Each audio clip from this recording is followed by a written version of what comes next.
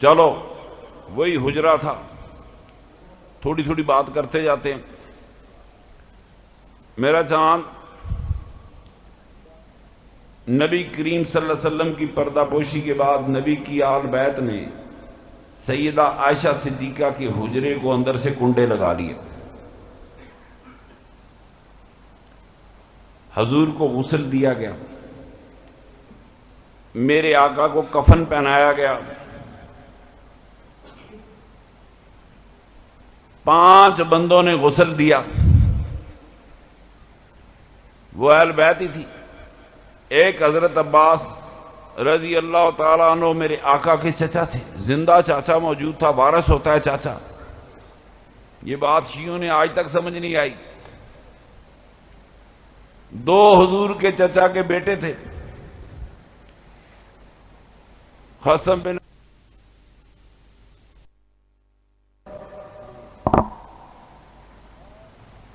اور 5واں وہ اہل بیت تو نہیں مگر کھڑا اہل بیت میں تھا۔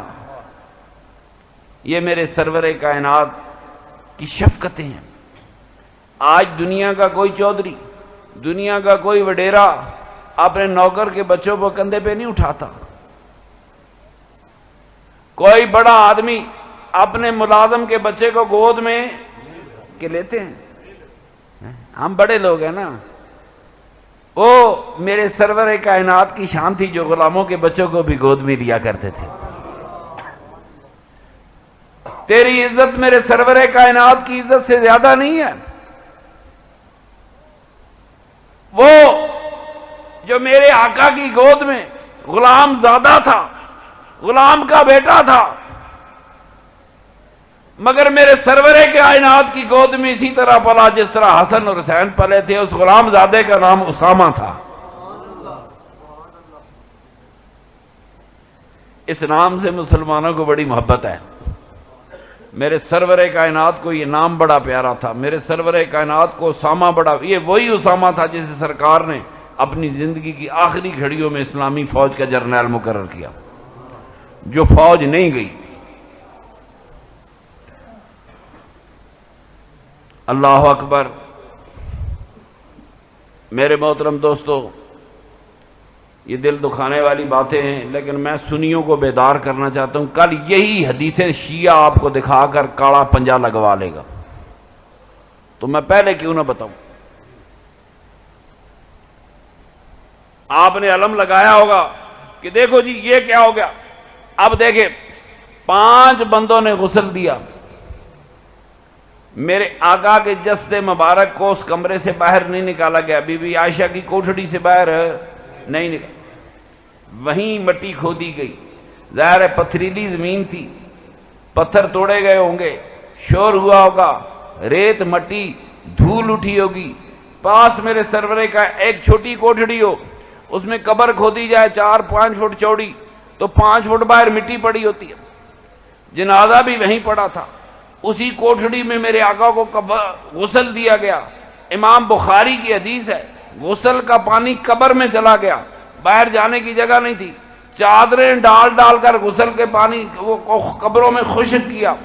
میرے سرور کائنات کو غسل دیتے وقت اس زمانے میں تولیے نہیں تھے، بیری کے پتے پانی میں ڈال کر، پتہ نہیں بیری کی پتوں کی کیا صفت ہے، اس کے ساتھ غسل دیا گیا۔ بات سنتے جائے، میرے سرور کائنات کو جسم مبارک کو چادروں سے خشک کیا گیا، تولیے نہیں تھے۔ حضرت علی فرماتے ہیں سارا جسم چادروں سے خشک کیا، مگر میرے آقا کے چہرے عطر پہ جو پانی کے قطرے تھے، مولا علی فرماتے ہیں وہ میں نے اپنی زبان سے چاٹ لیے۔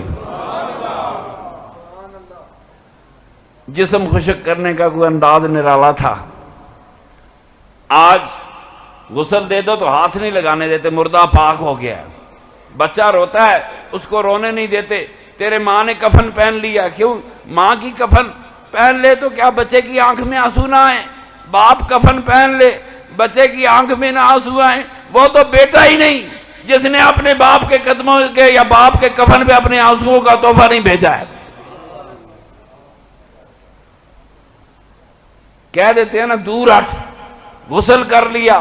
مولا علی کو کوئی بتاتا غسل ہو گیا، حضور یہ غسل ہو گیا ہے، آپ اس کو ہاتھ نہیں لگا سکتے. مولا علی سرکار دو عالم کا چہرہ مولا علی نے پوری زندگی میں نہیں چوما ہوگا، موت کے بعد آج وہ گھڑی گھڑی تھی مولا علی چہرہ عطر کو چوم رہے تھے، اور جس چہرہ عطر سے جتنا پانی تھا وہ مولا علی کرم اللہ وجہ الکریم چوس رہے تھے.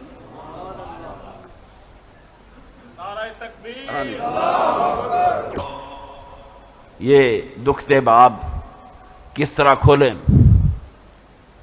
اب سرکار کو اس کوٹھڑی سے باہر لایا نہیں گیا. جو کوٹھڑی سے باہر نہ آئے تو جنازہ کہاں ہوگا؟ وہاں جگہ کہاں تھی؟ آل بیت نے سرکار کے اندر سے ایک دروازہ بند کیا ہوا تھا.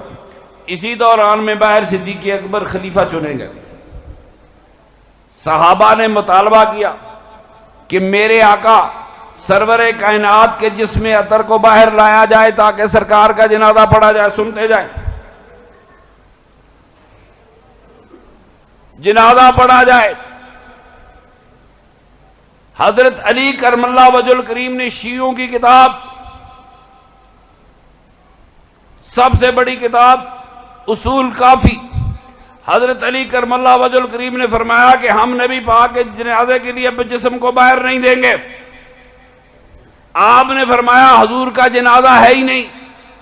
ان اللہ و ملائکتہ یصلون علی النبی، یہ آیت نبی پاک کے جنازے کے لیے آئی تھی. سرکار کا جنازہ کوئی نہیں ہے، ہم نہیں دیں گے. تو جب دیا ہی نہیں تو جنازہ کیسے ہوتا؟ میں نے کہا نا، ہم کس کو کیا کہیں؟ جو فقیر ہے وہ کہہ گیا، جو سچ ہے وہ تمہارے سامنے ہے. میرے آقا کا جنازہ جب جسم ہی باہر نہیں دیا گیا، جسم عطر ہی باہر نہیں آیا تو جنازے کیسے ہوتے؟ دیا ہی نہیں گیا. میرے آقا کو دفن کر دیا گیا. 5 آدمیوں نے غسل دیا، 5 نے دفن کر دیا. ظاہر ہے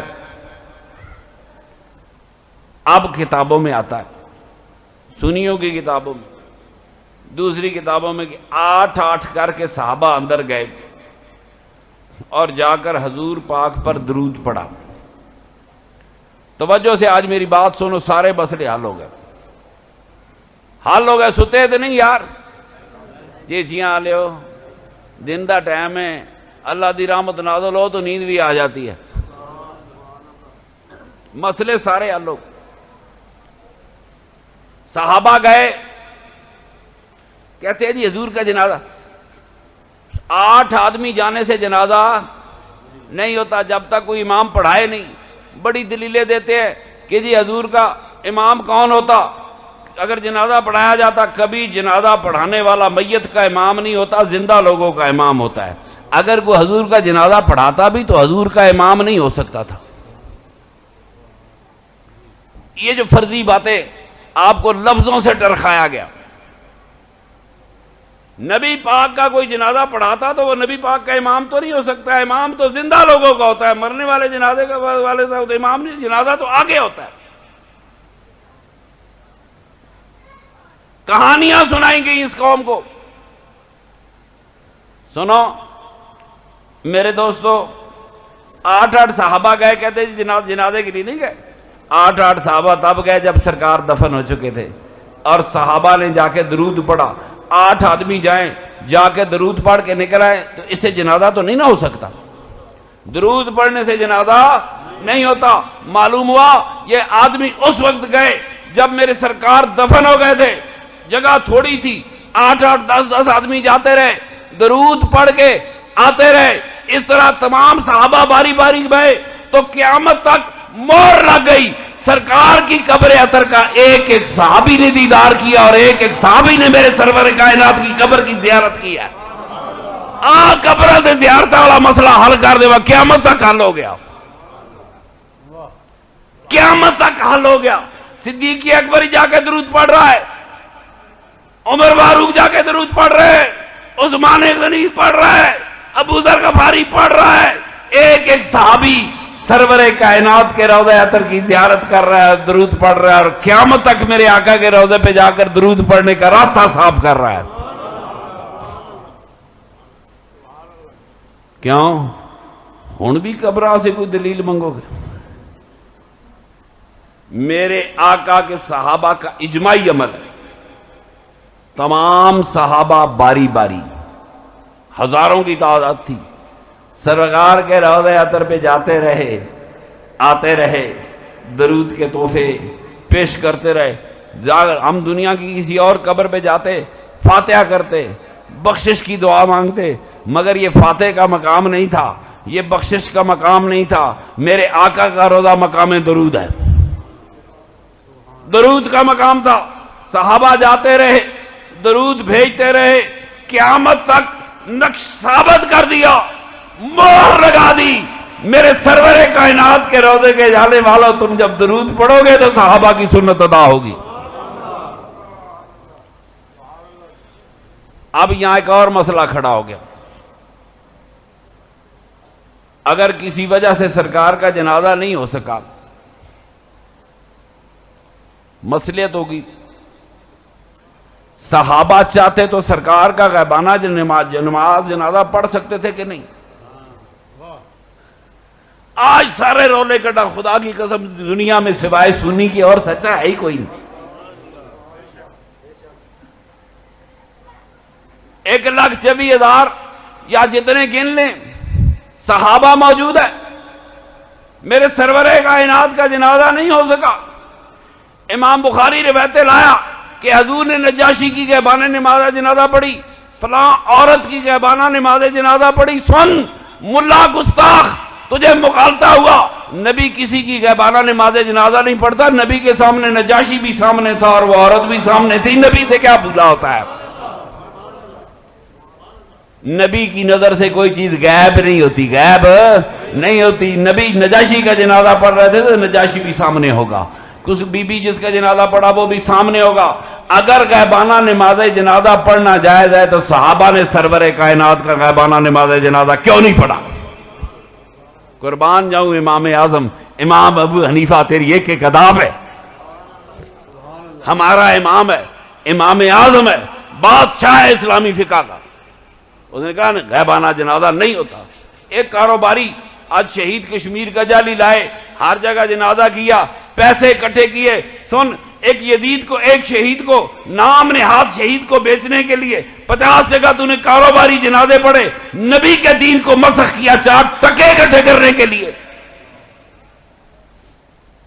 4 پیسے اکٹھے کرنے کے لیے نبی کے دین کو مسخ کرتے رہے۔ اب بھائی بات وہاں پہ پہنچ گئی جہاں جنازہ نہیں پڑھا گیا، 10ویں کون کرتا، 11ویں کون کرتا، 40ویں کون کرتا؟ میری بات غور سے سنو، میری بات توجہ دو۔ جس نبی کے اپنے زمانے میں صحابہ کی ماؤں کے لیے، صحابہ کی باپوں کے لیے سال ثواب ہوئے، ان کے لیے خرچ کیے گئے، حضرت صاحب نے اپنی ماں کے لیے حضور سے پوچھ کر کنواں خریدا، وقف کیا، دنیا پانی پیتی رہے، صحابہ کی ماؤں کے لیے سال ثواب ہوا، صحابہ کے باپوں کے لیے سال ثواب ہوا۔ اگر میرے سرور کائنات کے لیے سال ثواب نہیں ہوا تو یہ کس کا قصور ہے؟ روز دلیلیں دیتے ہیں، روز دلیلیں دیتے ہیں، لوگوں کو بے وقوف سمجھتے ہیں، جن ساڑھے فوجی حکمران لوگوں کو بے وقوف سمجھتے ہیں، اسی طرح ملا بھی یہی سمجھتے ہیں۔ میرے محترم دوستو، یہ میلاد ہے، سرور کائنات کا مہینہ ہے۔ اللہ گواہ، وہ میرے آقا کا فرمانا کہ کبھی وہ لوگ بھی آئیں گے جنہوں نے مجھے نہیں دیکھا ہوگا، بڑے زمانے گزر جائیں گے، وہ مجھ سے ایسا پیار کریں گے جیسا کوئی پیار کر ہی نہیں سکتا۔ وہ زمانہ بھی آ گیا، اہل سنت بھی آ گئے، سرور کائنات کے غلام بھی آ گئے، گلی گلی میلاد کرنے والے بھی آ گئے، جس کے متعلق میرے آقا نے فرمایا آج ان سے وہ پیار کریں گے جنہیں مجھے کبھی دیکھا نہیں ہوگا، بعد کے زمانے میں آئیں گے۔ تو میرے دوستو، ہم میلاد، آج ساری باتیں صاف ہو گئی ہیں، کچھ رہ گیا؟